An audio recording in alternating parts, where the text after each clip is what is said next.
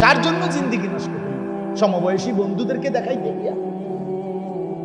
আরে সমান বয়সী তোমার লগের এই দুষ্ট পোলাফাইনরে দেখাইতে গিয়ে নষ্ট হয়ে গেলা। একটা মেয়েকে দেখাইতে গিয়ে চরিত্র নষ্ট করে দিলা, একটা মেয়েরে ভালোবাসতে গিয়ে জীবন শেষ করে দিলা। আর পৃথিবীতে পুরুষ কোনো বাকি পুরুষরা কোনো মহিলা পায় নাই, বিবাহ করে নাই, কথা বলেন না কেন? তো তুমি কি লেগে, কি এমন আশ্চর্য জিনিসের লেগে জিন্দেগিটা নষ্ট করে দিলা? এটা কি এমন 7,000 ধন যে এটার জন্য তুমি হায়াতটা নষ্ট করে দিলা, চরিত্রটা শেষ করে দিলা? ছি ছি ছি ছি। আরে বোকা কি এমন বোকা হয়?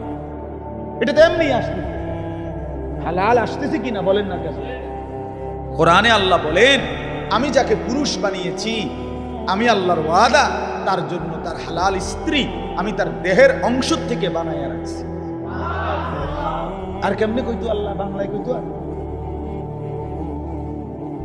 বলেন,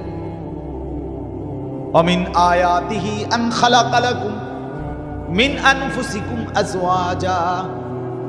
রব্বুল আলামিন বলেন, আমার কুদরতের নিদর্শন, আসমান যেমন আমার কুদরত, জমিন যেমন আমার কুদরত, এমন আমার কুদরত আমি প্রত্যেকটা পুরুষের দেহের অংশ থেকে তার স্ত্রী বানিয়েছি। ওয়াজালা বাইনাকুম মাওয়াদ্দাতাম ওয়া রাহমাহ। রব্বুল আলামিন বলেন, এবং আমি আল্লাহ যাকে স্বামী স্ত্রী হিসাবে বানিয়েছি, সেই স্বামী আর স্ত্রীর মধ্যে ভালোবাসা আর দয়া মায়া আমি আল্লাহ নিজে দিয়ে দিয়েছি। এজন্য একবার স্ত্রী তো ভালোবাসে, আবার স্বামী অভাবগ্রস্ত, বিপদগ্রস্ত, অ্যাক্সিডেন্ট কিংবা অসুস্থ হয়ে পড়লে দয়া আর মায়া নিয়ে সেবাও করে, ঠিক কিনা বলেন? কিন্তু নর্তকী এটা করে না, বেহায়া নারী এটা করবে না। যার লগে প্রেম করে এবারে তোমার সুখ দেখলে আছে, দুঃখ দেখলে নাই। তোমার হাত ভাঙ্গে যাক না ফাও ভাঙ্গে যাক, এরপরে তোমার লগে আর ভালোবাসা নাই, তোমার 3টা লাথি দিয়া চলে যাবে। কিন্তু স্ত্রী কি এমন হয়? কথা বলেন না, পবিত্র স্ত্রী কি এমন হয়? তো আমি 6 মাস আমার পাও ভাঙ্গা ছিল, আমি মোটরসাইকেল অ্যাক্সিডেন্ট করে 2021 সালে, না জানি 20 সালে, করোনার বছর 20 সালে পাও ভাঙ্গে লাইছিলাম, একদম পাও হাড্ডিটা ভাঙ্গে আর আলাদা হয়ে গেছে। 6 মাস বিছানায় ছিলাম, 6 মাস। প্রথম 3 মাস তো এক সুতা নড়তে পারি, যেখানে আইনা হসপিটাল থেকে আইনা বয়াইছে আমার খাটে যেই পাশে দিয়ে, এখানেই পেশাব পায়খানা অজু গোসল নামাজ খানা খাদ্য এক জায়গা, 1 ইঞ্চি নড়চড় করতে পারি নাই, এইভাবে ভাঙ্গা ছিল পাও।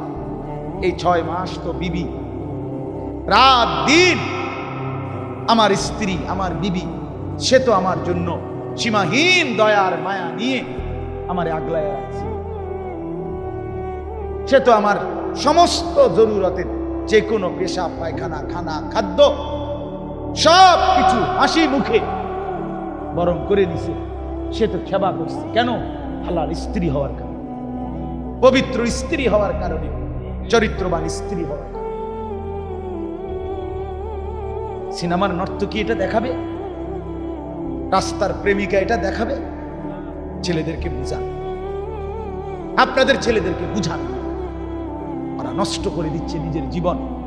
ভিন নারী, মোবাইলে যে নারীর ছবি দেখে, সে নারী নিজের টাকা রোজগার করে, তোমার রূপ দেখাইয়া সে টাকা রোজগার করে, তোমার টাকাও শেষ করে, তোমার শরীরের যৌবনও নষ্ট করে, তোমার শুধু খোয়ায় আর হেবড়ির শুধু লাভ। আর তুমি আহাম্মক, তুমি তো আহাম্মক দেখা, বেওকুফ দেখা তুমি দেখো, তোমার জীবনও যায়, যৌবনও যায়, কিন্তু বেটির কি পয়সা কাম। নাউজুবিল্লাহ, নাউজুবিল্লাহ। আল্লাহ আমাদেরকে বিবেক দান করেন, বুঝ দান করেন, ঈমান আমলের দৌলত দান। আমার বাপ, আমি হয়তো একটু শক্ত বলে ফেলছি, বেশি খোলামেলা বলে ফেলছি, কিন্তু এরপরেও আমাদের দরকার, আমাদের ছেলেদের হালাত বদলানো দরকার।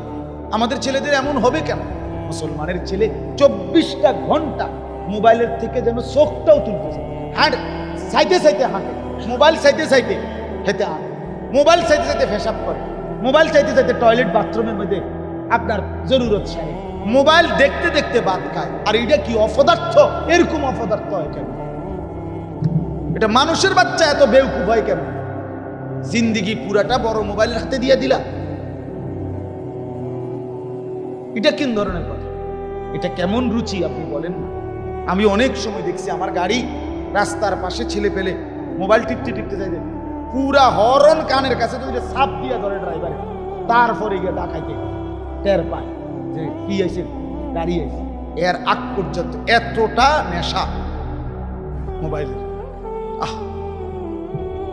বলেন মানুষ, আমরা বুঝি এটা তো একটা জরুরত। টেলিফোন এক সময় ছিল এটা প্রয়োজন, চিঠি এক সময় ছিল প্রয়োজনের জন্য, ডাক পিয়ন প্রয়োজনের জন্য, মোবাইল এটা আমার প্রয়োজন, যোগাযোগের জন্য হইতেই পারে, জরুরত এটা প্রয়োজন। কিন্তু এটা কি 24 ঘন্টা এটার মধ্যে পড়ে থাকতে হইব? এই জন্য তো বাকি কাজ দুনিয়ার হবে কিভাবে? দেশের উন্নয়ন হবে কিভাবে? ইসলামের উন্নয়ন হবে কিভাবে? মানবতার উন্নয়ন হবে কিভাবে? ছেলে পেলেদেরকে বুঝা, নাইলে মুশকিল আছে। দেশও নিচে পড়ে যাবে, ইসলামও নিচে পড়ে, নিজের দুনিয়াও শেষ, আখিরাতও শেষ। আমি জানি বাবা, বিশ্বাস করেন, আমি দুঃখে বলি, আমাদের কাছে ছেলেরা নিজেদের অবস্থা বলে, হালাত বলে, শুনতে কলজা শুদ্ধা কাই পাও, ছেলে পেলেদের দুরবস্থার কথা শুনি, দুরবস্থা। আল্লাহ তাআলা আমাদের ছেলেদেরকে বুঝ দান করে। মুসলমানের ছেলে নামাজ না পড়লে বাপ চেহারা মলিন হয়েছে, চেহারার দিকে তাকায় দেখেন, বেনামাজি ছেলেদের চেহারা তাকায়, কত পাউডার ডলে, কত ফেয়ার এন্ড লাভলি লাগা, কত কিছু যে দেয়, এর পরেও মুহিউস সুন্নাহ হযরত মাওলানা শাহ আবরারুল হক রাহমাতুল্লাহ আলাইহি, ভারতের এক বড় বুজুর্গ, থানবী রাহমাতুল্লাহ আলাইহির খলিফা, তিনি বলেন যে বেনামাজি, যে নাফরমান, হযরত বলেন আমি চ্যালেঞ্জ করে বললাম তোমরা তার কাছে গিয়ে দেখো, তার শরীরের মধ্যেই 24 ঘন্টা দুর্গন্ধ বিরাজ করে। তার শরীরের মধ্যে কি দুর্গন্ধ? এটা শরীরটাই দুর্গন্ধ। এজন্য ইমানদার যারা নামাজি মানুষ দেখেন আপনি, এই মুরব্বীদের মধ্যে যারা নামাজি, ছেলেদের মধ্যে যারা নামাজি, এবড়া কোন এত পাউডার মাউডার কিচ্ছু সেনেও নাই, ডলনও লাগে না। নামাজের সেজদাই তার শরীরের মধ্যে পবিত্র ঘ্রাণ তৈরি করে। আপনি দেখেন, আপনি দেখেন। এজন্য দয়া করে আমি যে আয়াতখানা পড়েছি, এটা সরান,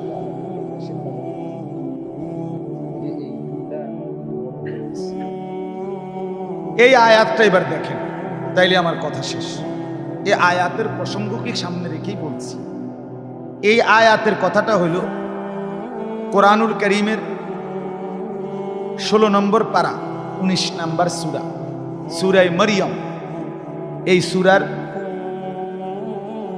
159 শুধু 59-60 এই দুইটা আয়াত তেলাওয়াত করেছি।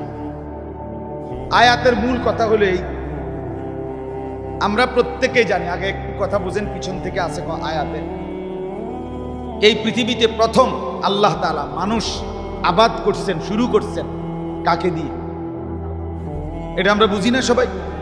আদম এবং হাওয়া আলাইহিমাস সালাম, দুইজনই ছিলেন ইমানদার, দুইজনই ছিলেন কি? আদম তো নবী আর উনি তার স্ত্রী, তাহলে দুইজন আল্লাহর অনুগত বান্দা বান্দি দিয়ে আল্লাহ তাআলা প্রথম পৃথিবী আবাদি শুরু করছে। তাহলে পৃথিবীর মানুষের প্রথম বীজ নেককার, নেককার, নেককার। প্রথম বীজ কি? নেককার, ইমানদার। আচ্ছা, এরপরে হযরতে নূহ আলাইহিস সালাম একজন নবী। এই উনি আর আদম, এই দুইজনের মাঝখান দিয়ে একটা লম্বা সময় গেছে।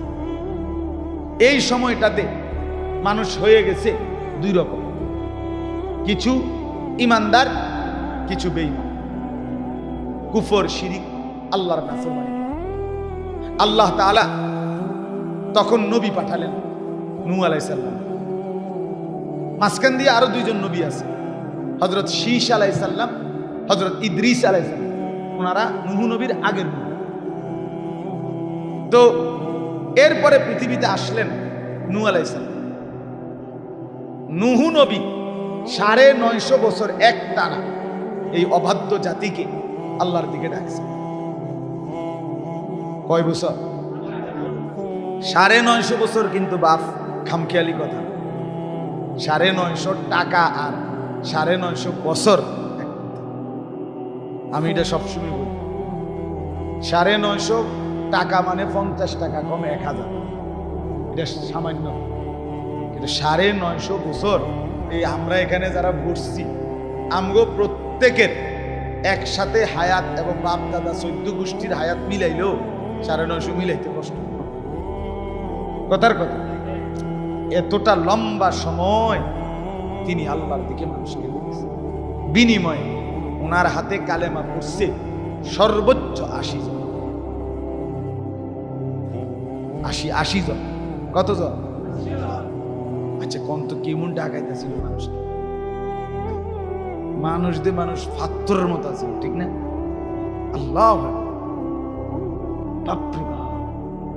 তো 950 বছর পরে আল্লাহ তাআলা সিদ্ধান্ত শুনাইলেন, নূহ আর হবে না, ঠিক আছে, তুমি অনুগত যারা তাদেরকে নিয়ে নৌকায় উঠে যাও, বাকিদেরকে আমি তুফান দিয়ে ধ্বংস করে।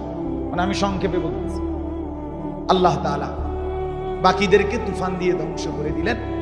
নূহ নবী তার সঙ্গীদেরকে নিয়ে নৌকার মধ্যে বেঁচে রইলেন। ঠিক আছে না কথা? এই যে বাকিদেরকে ধ্বংস করলেন, এ তখন পুরা পৃথিবীতে আর কোথাও কোনো একজন নাফরমান, পাপী, অবাধ্য ছিল না, সব শেষ। এই দ্বিতীয়বার আবারও নৌকার থেকে যারা নামলো এবং পৃথিবী আবাদ হলো আবারও, এটা শুধুই ঈমানদার। শুধুই কি বলেন না? তাহলে কয়বার হইল? একবার আদম হাওয়া দিয়া পৃথিবী আবাদি শুরু করলেন, তাও দুজন কি নেক, মাঝখান দিয়া একটু সদর বদর হইল। তো আল্লাহ তাআলা আবার নূহ নবীর মাধ্যমে ওনার ইমানদার সঙ্গীদেরকে রেখে বাকিদেরকে ধ্বংস করে বললেন, যাও আবার প্রথমতে শুরু করলাম, আগেরটা আবারও কি করলাম, বেঈমান সাফ করে দিলাম।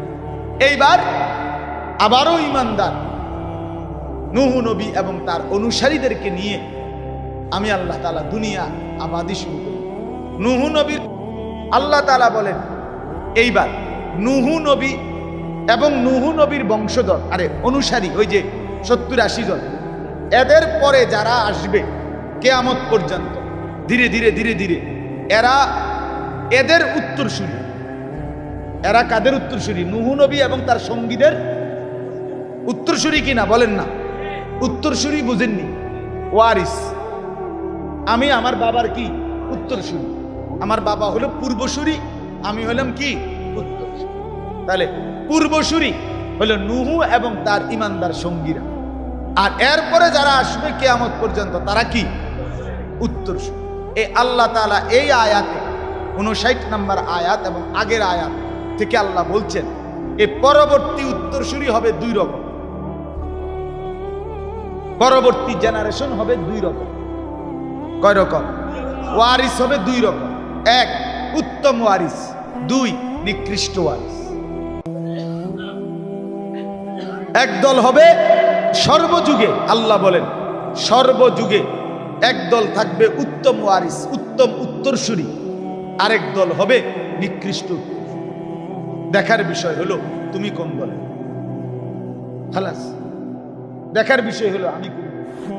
কথা বুঝেন নাই? এখন আল্লাহ তাআলা বলেন উত্তম উত্তরসূরি হবে কারা, উত্তম ওয়ারিস হবে কারা। আল্লাহ তাআলা বলেন উত্তম উত্তরসূরি হলো তারা আল্লাহর আয়াত, আল্লাহর কোরআন, আল্লাহর ওয়াহি, আল্লাহর নাম শুনলেই যারা সেজদায় লুটিয়ে পড়ে আল্লাহর ভয়ে কাঁদতে শুরু করে। সর্বযুগে সর্বকালে গোলামি সেজদা যারা করে, আল্লাহর ভয়ে যারা কাঁদে, আল্লাহ তাআলা বলেন তারাই হলো কিয়ামত পর্যন্ত যে যুগেই আসুক সে ওই নূহ এবং তার ঈমানদার সঙ্গীদের সার্থক উত্তম জেনারেশন। বুঝতেছেন? খুব কঠিন হয়ে গেল কথাটা, সহজ কথা। আমরা এতক্ষণ লাগাইয়া আপনার ঘরে মনোযোগ করাইলাম, তখন আর কঠিন হবে কেন? এতগুলো দমকাদমকি আগের উদ্দেশ্যই তো হইল মনোযোগ দিয়ে শুনে লাগে, নাহলে এই সেটা কারণ হয়ে গেল। কথা বুঝছেন? আমি একবার এক জায়গায় বয়ান করছি, আর আমার আজকের দিকে এক বুড়া মানুষ মুরব্বী এবার আইজগা বিড়ির জান শেষ, বিড়ির জান শেষ, বিড়ির জান শেষ, আইজগে যেই ডলা দিচ্ছে আইজগে বিড়ির জান শেষ। এই জন্য বললাম আসলে এতগুলো কথা ধমকা ধমকি করার মাকসাদ আমনগর লগে আমার একটা বিরাট কাজ যায় লেগে তো নাকি কথা বলেন, কোনো ঝগড়াঝাটি আছে? কোনো মহব্বতে বলছি, মহব্বতে বলছি, ভালোবাসায় বলছি, ভালোবাসায় বলছি। আমি প্রতিদিন বলি বাপ, মাকসাদ একটাই, আমরা কেউ বলে কেউ শুনে, কিন্তু উদ্দেশ্য কি? উদ্দেশ্য মিলেমিশে একসাথে হব জান্নাতি, এটাই আমার একসাথে জান্নাতি হতে চাই। বড় মজা হবে বাপ, ভুল করেন না বাবারা, ছেলেরা বাপ ভুল করো। কাফের বন্ধু হয় না, দুশ্মন বন্ধু হয় না। এই ফেসবুক ওয়ালা ইউটিউব ওয়ালা আমাদের বন্ধু, আমাদের বন্ধু আল্লাহ, আমাদের বন্ধু রাসূলুল্লাহ সাল্লাল্লাহু আলাইহি ওয়াসাল্লাম, আমাদের প্রিয় কাবা, আমাদের প্রিয় মদিনা। পরশুদিন আমার এক কাছের মানুষ, কলিজার টুকরা মানুষ, আমার বন্ধু নুরুল আলম কোম্পানিগঞ্জের ব্যবসায়ী, আমার শায়েখ আরিফ বিল্লাহ আল্লামা মুফতি মুশতাকুর নবী সাহেবের একেবারে কলিজার মানুষ। সে উমরা থেকে আসছে, এই 2-3 দিন। আমার বলতেছে ভাই, রাত্রে ফোন দিছে, আমার বলতেছে ভাই আপনি এক কথা বলছেন, এই কথাই উমরায় বারবার মনে হয়েছে, আপনার জন্য দোয়া করছি। কি বলছিলাম? আমি বলছিলাম যে এই 2 চোখ, যেই চোখ কালো গিলাফ দেখে নাই, সবুজ গম্বুজ দেখে নাই, সে চোখ দেখল কি? সে চোখ জীবনে দেখল কি? মক্কার কাবা ঘরের কালো গিলাফ যে দেখে নাই, মদিনার রওজা পাকের সবুজ গম্বুজ যে চোখ দেখে নাই, আহা সেই চোখ আর দেখলোটাই কি? দেখার মজা পাইলই কি? দেখার স্বাদ পাইল। নবী সাল্লাল্লাহু আলাইহি সাল্লাম যেখানে সশরীরে আছে, জীবিত আছে, সেখানে গিয়ে দাঁড়াইতে পারার মতো সৌভাগ্য জীবনে আর আছে। আরে যদি 1 কোটি টাকা ব্যয় হয়, মুমিনের স্বপ্ন থাকা উচিত যে বন্ধুর সামনে একবার গিয়ে দাঁড়াবো। সুপারিশ চাইবো যার কাছে, তার সামনে গিয়ে দাঁড়াবো। হাউজে কাউসারের পানি চাইবো যার কাছে, তার সামনে গিয়ে। এর চাইতে বড় স্বপ্ন মুমিনের আর কি? আল্লাহর ঘর দেখে, কাবার গিলাফ ছুঁয়ে,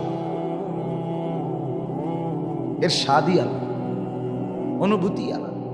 আপনাদেরকেও বলি রাসূলুল্লাহ সাল্লাল্লাহু আলাইহি সাল্লামের ভালোবাসা নবীর অনুসরণের মাধ্যমে, নবীর জীবন গ্রহণ করার মাধ্যমে।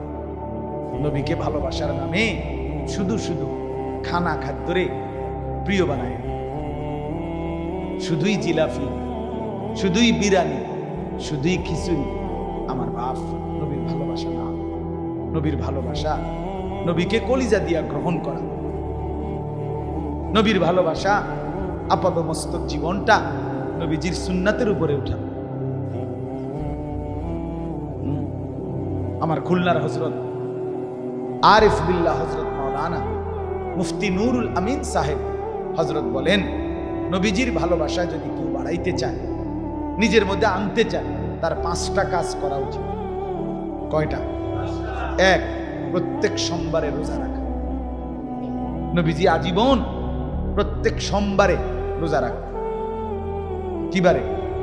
হ্যাঁ, বিশ্বাস করে আপনি একারে যেই কোনো হুজুর রিজিকের একারে যেই লাইনের হোক, একারে কালা টুপি, সাদা টুপি, সবুজ টুপি, হলুদ টুপি, নীল টুপি, যে রুমের আমরা হুজুর যে রুম আমরা জিগাইন যে নবীজি সোমবারে রোজা রাখতেন। নবীজিকে জিজ্ঞেস করছে, হে আল্লাহ রাসূল সাল্লাল্লাহু আলাইহি ওয়াসাল্লাম, আপনি সোমবারে রোজা রাখেন কেন? নবীজি বললেন, দুই কারণ। এক, প্রত্যেক সোমবারে আমি মিলাদুন নবী পালন করি। দুই, সোমবারে আমার উপরে কোরআন নাযিল হয়েছে। ফীহি নবীজি বলেন, আমি সোমবারে জন্ম নিয়েছি, আমার উপরে সোমবারে কোরআন নাযিল হয়েছে। আমার বাপ একেবারে স্পষ্ট কথা, একেবারে খোলামেলা কথা, পরিষ্কার কথা। নবী নিজে বলেন, প্রত্যেক সোমবারে আমি রোজা রাখি এজন্য যে আমি জন্ম নিয়েছি, বুলিত্তু, আমার মিলাদ। তাহলে নবী নিজের মিলাদ প্রতি সোমবারে বছরে 52 সপ্তাহ নবী মিলাদুন নবী পালন করতেন। আমনে কেন বছরে একদিন পালন করবেন? আমনে কেন মাসে একদিন পালন করবেন? কথা বলেন না কেন? আমার এই কথাটা যদি মিথ্যা হয় তো আমনে আমারে আবার যে হুজুরে বলছে মিথ্যা, এটা জানাইয়া আমনে আমারে খবর দিলে, আমি চ্যালেঞ্জ করলাম, এই ভিডিওতে রেকর্ডিং হবে, আমনে আমারে আবার খবর দিয়েন, আমনে গো মাইজ রাস্তাতে আমার বিচার হবে। একের রাস্তার মাইজখানে বিচার হবে। নবী সাল্লাল্লাহু আলাইহি সাল্লাম আজীবন প্রত্যেক সোমবারে কি রাখতেন এবং নিজে বলছেন কেন? উত্তর দিছেন নবী, আমার মিলাদ, আমার জন্ম। তাহলে তিনি মিলাদুন নবী পালন করতেন 52 সপ্তাহ। দুই নাম্বার হলো তিনি মিলাদ পালন করতেন না খাইয়া। রোজা মানে তো সকালে পরোটা, দুপুরে ভাত আর সন্ধ্যা ইফতারি, এটারই তো রোজা বলে। তাহলে না খাওয়াকে রোজা বলে না খাওয়াকে রোজা বলে? তিনি রোজা রাখতেন, মিলাদ পালন করতেন না খেয়ে। আমনে কোন খাইয়া? হ্যাঁ, আমনে বিরিয়ানি, খিচুড়ি, আমনে ডেগে ডেগে 18 ডেগ। হ্যাঁ, আচ্ছা, আমার কথা কাটসাট, রাগ হইয়েন না। আমনে আমি দুজনে হাসরের ময়দানে থাকবো, আমনও জিগাইবেন, আমিও জিগাবো, বুঝা পড়া হবে। রাসূলুল্লাহ সাল্লাল্লাহু আলাইহি সাল্লামের সামনে আমনও যাইতে হবে, আমিও যাইতে হবে, হবে কিনা বলেন না কেন? তো দুজনে মনে রাখছেন কথাই,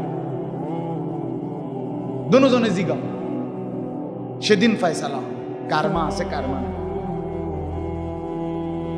কথা বুঝছেন? সুন্নি ওয়াহাবি কোনোটাই গালি না, মনে রাখবে। এই জন্য ধাক্কা ধাক্কির দরকার। সুন্নি এটাও গালি না, ওয়াহাবি এটাও কি না। সুন্নি মানে নবীর সুন্নতওয়ালা, ওয়াহাবি মানে সরাসরি আল্লাহ খালাস। তাহলে এটা গালি না, মানে আমার কথাটা আপনি বুঝছেন। সুন্নি বলা এটাও গালি না, ওয়াহাবি বলা কাউরে এটাও কি না। তো আপনি কি গাইলেন? গ্রামে যেটারই মানুষে গাইলাম হিড়ি না কইবেন।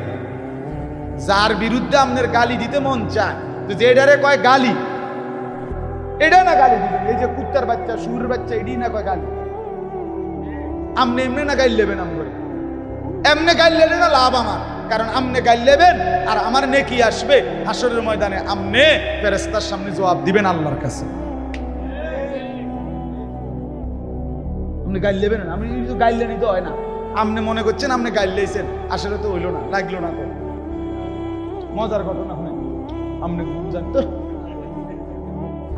আমার 7 বছরের যে ছেলেটার কথা বলছি, সফওয়ান, এই ছেলেটা নুরানি পড়ে। সে আমার মাদ্রাসায় আর কি, ময়নামতি যেখানে আমার মাদ্রাসা, প্রতি মাসের 2য় শনিবার আমার মাদ্রাসার ইসলাহি মাহফিল, ছেলেদেরকে বাবাদেরকে দাওয়াত দিলাম, যাওয়ার চেষ্টা করি 14 তারিখ এই মাসে ইনশাআল্লাহ। তো ছেলেটা আমার ছোট ছেলে, প্রত্যেক বৃহস্পতিবার আমাদের মাদ্রাসার মধ্যে জলসা হয় ছেলেদের। ওই বাচ্চারা কোরআন তেলাওয়াত, আমদনাত, বক্তৃতা, গজল, এডি প্রতিযোগিতা হয় ছেলেদের শিখার জন্য। তো আমার হুজুররা বলল, যে হুজুর আপনার ছেলে যে সফওয়ান তারে প্রত্যেক সপ্তাহে কইতে কয় না কিছু, বুঝেন না, কইতে শর্মায় ওই হেতে সুডুমিয়ারে। তো এই কিছুদিন আগে একদিন আমি ছিলাম ওই দিন বিশ্ববিদ্যালয়, আমি আজকে আবার তোমারে সোজা করুন, হ্যাঁ আব্বু আসি তুই আজকে কইবি সোজা কর। এখন তারে মাইক দিলাম, এটা হাতে দিছি, কই আব্বা কও একটা গজল বা কোরআন শরীফ কিছু, হে কয় বহুত বললাম। পরে আমি বললাম বেত আরো আনছি, বেত আনার পরে তার দুই পাও যে দুই পায়ের উপরে দাঁড়াইছে না, হে দাঁড়াই রয়েছে না, দোনো পায়ের দুই সাইডে দিয়া আমি ওই বেত দিয়া বাড়ি দিছি মারি ফ্লোরে তার পায়ে না, ইচ্ছে করে, তারপরও তারে বলাইতে পারলাম না। তো পরে বললাম থাক বাধ্য, তো ছেড়ে দিছি, মানে আর কিছু বলি না। এইতে করছি কি, আমার এই ছোট ছেলে রাত্রে যখন আমি বাসাতে আইছি আমার কাছে এক আব্বু লাগছে না, কি লাগছে না বুঝছেন নি আপনি হিসাবটা, ওই যে দোনো ছাড়ি দিয়ে দিছি যে বাড়ি, তে তো মনে করছে আপনি তো ফিরছিলাম কিন্তু কি দিছে না, আসলে তো আমি ইচ্ছা করে কি করি নাই। হেতে কয় কি কয় লাগছে, আমার এখন মনে হয় কথা যে আরে আপনি যে আমার ওয়াহাবি গালি দেন, লাগে না তো, না লাগছে না তো, গালি তো লাগছে না, আপনি যেটা কইলে গালি হয় সেটা না গাইলে মানুষে গ্রাম দেশে বেড়ি যে কাজা লাগলে যে গাইলে আপনি শুনেন না, হেন থেকে 2-4টা গালি দেন। ওহাবি তো কোনো গালি না, কথা বোঝেন, পৃথিবীর কোনো অভিধানে যে ওহাবি একটি গালি, এ কথা পৃথিবীর কোনো কিতাবে, বইতে, ডিকশনারিতে, অভিধানে কোথাও না। তো তাহলে আমি এটা কই থেকে গাইলাম, এটা লাগছে না তো, এটা তো সফওয়ানের মতো হইল। এই জন্য মূলত মাকসাদ কি না বাবা, খেলা ঠেলি না, মূলত মাকসাদ কি না, মূলত মাকসাদ এটা না, ধাক্কা ধাক্কি মাকসাদ, মিলেমিশে জান্নাতি হতে চাই। কি হতে চাই বলেন না, ये चमन सहरा भी होगा, ये खबर बुलबुल को दो ताकि अपनी जिंदगी को सोच कर कुर्बा करे। এই দুনিয়া, এই সুন্দর সাজানো বাগান মরুভূমি হয়ে যাবে। কবি বলেন এই খবর পাখিকে বলিও, যে পাখি ফুলের উপরে বিচরণ করছে মজা করে, তাকে বলো হে পাখি বুলবুলি, মনে রেখো এই সুন্দর বাগান থাকবে না, তাকে আপনি জিন্দগি কো সোচ কর কুরবা করে, যেন সে ভেবে চিনতে নিজের জীবন শেষ করে। হ্যাঁ নবী বললেন এটা উত্তম, তবে তুমি চাইলে এর চাইতে বেশি পড়ো। আল্লাহর নবীর সাহাবী বলেন হে আল্লাহর নবী, আমার মন চায় তাইলে আমি অতিরিক্ত সময় যে দূর পাই পুরাটা টাইম আপনার উপরে শুধু দুরূদ পড়ি। নবী বললেন তাহলে এটাই তোমার জান্নাতের জন্য যথেষ্ট হবে। তাহলে এটা অনুষ্ঠান, কথা বলেন না কেন? মহব্বত যার যত বেশি সে পড়বে তত বেশি। হ্যাঁ, আমি আমার খুলনার হজরতের কাছ থেকে এই দুরুদ সালামের বই, আমি হজরতের, আমার নাম হজরতের বইগুলো 2টা বই নিবেন, পড়ে দেখবেন রাসূলুল্লাহ সাল্লাল্লাহু আলাইহি সাল্লামকে স্বপ্নে দেখার আমল এখানে আছে। কি আমল করলে নবীজি সাল্লাল্লাহু আলাইহি সাল্লামকে স্বপ্নে জিয়ারত নসিব হবে। আমার বাপ, এবার আমি শেষ করি কথাটা। এই আয়াতের তরজমা উত্তম উত্তরসূরি আপনারা বুঝছেন কারা? যারা আল্লাহর সেজদা করে এবং আল্লাহর ভয়ে কি করতে থাকে? কাঁদতে।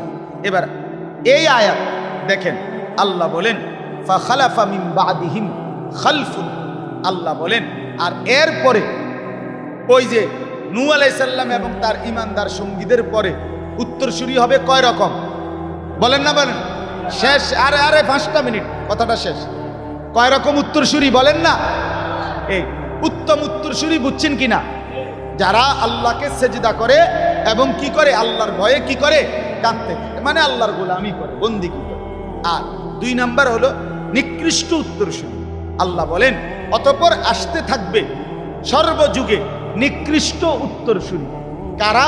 যাদের মধ্যে 2টা বৈশিষ্ট্য, নিকৃষ্ট উত্তরসূরি, নিকৃষ্ট জেনারেশন, নিকৃষ্ট প্রজন্ম, নিকৃষ্ট বংশধর, নিকৃষ্ট আপনার পরিবার।